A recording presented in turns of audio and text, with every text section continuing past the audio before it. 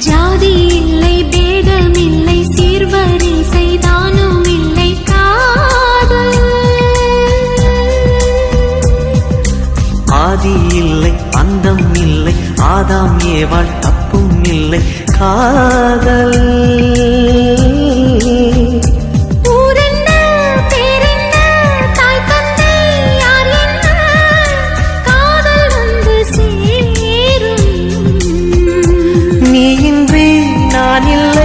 நான் இன்றி நீ இல்லை